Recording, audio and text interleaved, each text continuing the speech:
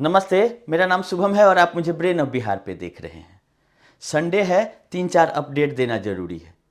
ED वाला जो मामला था उसमें 16 और 17 दोनों दिन लिस्टिंग किया गया था। जो कोलकाता का सेशन कोर्ट में केस चल रहा है, जिसमें 21 तारीख को ओपी श्रीवास्तव के बेल का ऑर्डर आने वाला है, उसमें 17 तारीख को जो है वो प्रोडक्शन का डेट था और रिपोर्ट सबमिशन 16 को ही हो गया था और 17 का जो डेट था उसमें सुनवाई हुई है और इसका 20 डेट फिर रखा गया है प्रोडक्शन के लिए। यानी 20 तारीख को प्रोडक्शन होगा और 21 तारीख को पहले से ही डिसाइड है, 3 जनवरी को जब सुनवाई हुआ था, कि ओपी श्रीवास्तव के बेल पे फैसला आएगा। ये रहा कोलकाता के कोर्ट का मैटर। अगला सब लोग जो इंतजार कर रहे हैं कि सहारा सेबी का लिस्टिंग कब होगा, क्योंकि बहुत सारी उम्मीदें हैं सहारा सेबी में, क्योंकि एक नया डील आया था अडानी के रूप में इसके पहले वाले सुनवाई में, और उसमें सहारा की तरफ से 34 प्रॉपर्टी में ये चीज़ बोला गया था कि इसका कहीं कोई डिस्प्यूट नहीं है, लेकिन एमिकस क्यूरी है, उनको डायरेक्ट बहुत सारे क्लेम मिले थे। तो उन्होंने कहा कि इसको ऑनलाइन क्यों नहीं ओपन पोर्टल पे डाल दिया जाए कि सब लोग अपना अपना क्लेम कर दें, लेकिन कपिल सिब्बल के द्वारा ऑब्जेक्शन करा गया और उस दिन बोला गया कि हमको रिप्लाई फाइल कर देने दीजिए कि मेरा पक्ष क्या है, तब इस केस में आगे बढ़ा जाएगा। और सुनवाई के लिए बहुत ही अच्छी तरह से बेंच बना के सब कुछ कर दिया गया था, लेकिन मात्र 9 से 10 मिनट में मामला खत्म कर दिया गया। बोला गया कि 6 वीक के बाद आप लिस्ट कीजिए, जो ये सुप्रीम कोर्ट का ऑर्डर है, आप देखिएगा यही केस है जो 17 नवंबर को सुनवाई हुआ था और बोला गया है कि 6 वीक के बाद इसको लिस्ट कीजिए, लेकिन 6 वीक क्या, लमसम 10 वीक बीत गया, लेकिन अभी तक कोई नामो निशान नहीं है। क्यों? क्योंकि इस केस में सेबी के तरफ से जो KJN कंपनी है उसके तरफ से एक अफिडेविट रिटन स्टेटमेंट फाइल हो गया था कोर्ट खुलने के बाद ही, 6, 7 और 8, लेकिन सहारा के तरफ से कोई भी रिप्लाई का हमको आईए नहीं दिखा है अभी तक इस मामले में। कैसे लिस्टिंग होगा, क्या ये लोग कर रहे हैं, ये तो सब लोग को पता ही हो गया है कि टाइम ही काटना है सहारा को, लेकिन सुप्रीम कोर्ट के आदेश के बाद भी नहीं टाइम पे रिप्लाई फाइल किया जा रहा है। और मेन इसको इसी से निकलना है। इसका कहना है कि बहुत सारा पैसा आएगा अडानी डील से, अब सब मामला रफा दफा कर देंगे। लेकिन जब कुछ होता है, एक टेक एंड गिव का रिलेशनशिप बना लेती है सहारा। सुप्रीम कोर्ट में ये बोला जा रहा है कि अडानी डील हो जाएगा तो एक मुश्त हम पैसा जमा कर देंगे तो विवाद ही खत्म हो जाएगा, क्यों सुप्रीम कोर्ट जाना। लेकिन इसका कहना है कि आप जितना अटैचमेंट है ये सब पहले हटाइए, तब जाके हमारे पास ये पैसा आएगा। ये तो कंडीशनल हो गया, एक किए दीजिएगा तो ये होगा।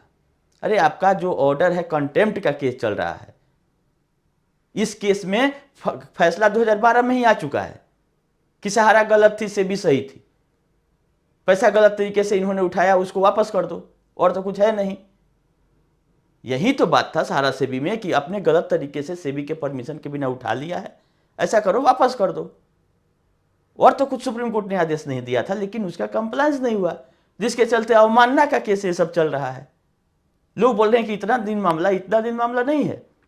2012 में ही वो अपील जो था वो खारिज हो गया था इसका, और ऊपर से term and condition supreme court ने अपना अलग से लगा दिया कि इतना दिन में पैसा जमा करो आप।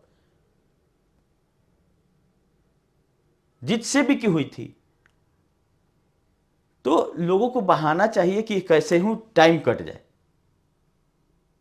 अब ईडी लगी हुई है, देखिए ईडी वाले मामले में बेल नहीं मिलता है, उसके आगे क्या होता है, क्योंकि ये ईडी के प्रोसीजर रोकने के लिए ही इलाहाबाद हाई कोर्ट का जो ऑर्डर था उसके अगेंस्ट में सुप्रीम कोर्ट में एक अपील दायर हो गया था 15 जनवरी को।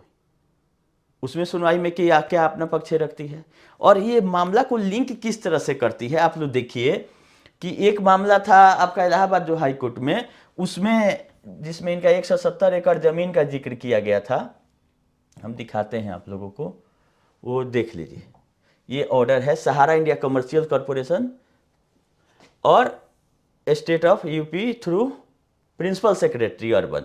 ये है आपका सहारा शहर का जो मामला था, 170 एकड़ में जो जबरन कब्जा कर लिया। इसके अनुसार इस ऑर्डर में लिखा हुआ है कि जबरन आए नगर निगम के लोग और हमारा ये खाली करवा दिए, जबकि बहुत सारा नोटिस भेजने के बाद, सारा कोरम पूरा करने के बाद इनको वहाँ से बोल दिया गया था कि ये आपका नहीं है। लीज रेंटेड था, 1994 का लीज था, और लीज इसलिए दिया गया था 130 एकड़ कि आप उसमें हाउसिंग यूनिट डेवलप करके पब्लिक जनरल पब्लिक के लिए लीजिए। लेकिन इन्होंने क्या किया, 130 एकड़ हाउसिंग वाला और ग्रीन बेल्ट के लिए 40 एकड़ जो दिया गया था, दोनों को मिला के बाउंड्री करके जनरल पब्लिक का एंट्रेंस तक रोक दिया। इन्होंने आलीशान महल बना के अपना रह रहे थे 94 से लेके अभी तक। तो वो लीज को रद्द कर दिया था सितंबर अक्टूबर में ही नगर निगम में, और इनका सारा सामान बोला था कि आप लोग खाली कर लीजिए, कुछ सारा खाली नहीं भी किया, बाकी बचा वो 7 का गेट है, इसमें 7 गेट को सील कर दिया गया। इस केस में ये गए इलाहाबाद हाई कोर्ट, जैसे कि हमेशा जाते हैं, इलाहाबाद हाई कोर्ट में जाके ये बोल रहे हैं कि अभी हमारा ये भी प्रॉपर्टी हम उस डील में दिए हैं, जो 87-88 प्रॉपर्टी का जिक्र हो रहा है आईए में, उसमें ये भी प्रॉपर्टी। अब सोचिए कि लीज डेंट है और लीज का एग्रीमेंट रद्द हो गया है, वैसे प्रॉपर्टी को भी अडानी डील वाले में दे दिया गया है। तो हमको ये चीज़ उस पर आ रहा है कि बेचने वाला तो ठीक है, खरीदने वाला कितना शेर है, सवा शेर है, कि इस सब प्रॉपर्टी को खरीदने में भी टर्म शीट बना लिया है कि हम खरीद लेंगे, और इसके बदले में क्या देगा नहीं देगा, जो कि नगर निगम जिस पे कब्जा कर लिया उस लीज था, लीज एग्रीमेंट कैंसिल करके।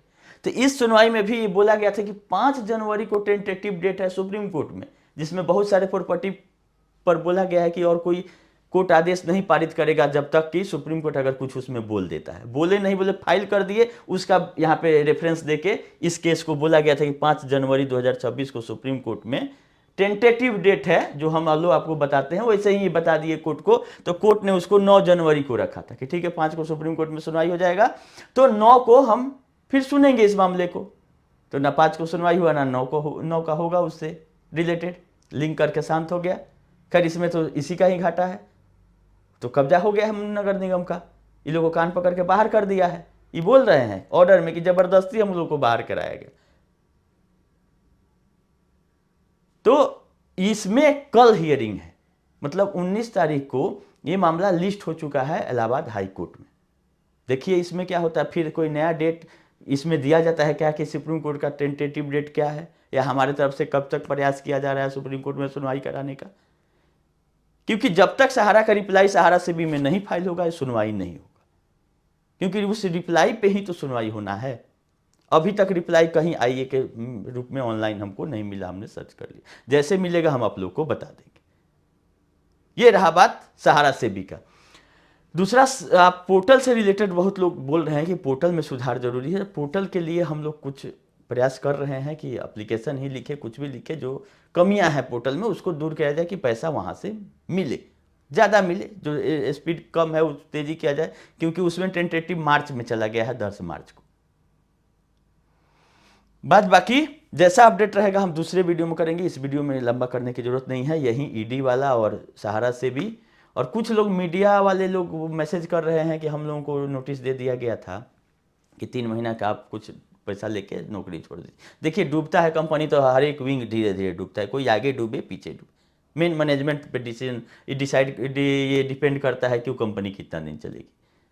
बाकी सब विंग तो इसका खत्म हो गया, मीडिया बचा हुआ है, तो बाइज्जत तो वो हमको लगता है कि ये दे रही है कि इतना दिन का सैलरी लेके आप लोग चल जाइए, नहीं तो वो बहुत लोग 5-5 साल का सैलरी फंसा के बैठे हुए हैं। तो मेरे हिसाब से ये अच्छा ही एक तरीका है कि भाई पहले ही बता दो कि हम नहीं चलने वाले हैं, ये पैसा लेके आप लोग आगे बढ़िए, नहीं तो तनख्वाह फंसेगा।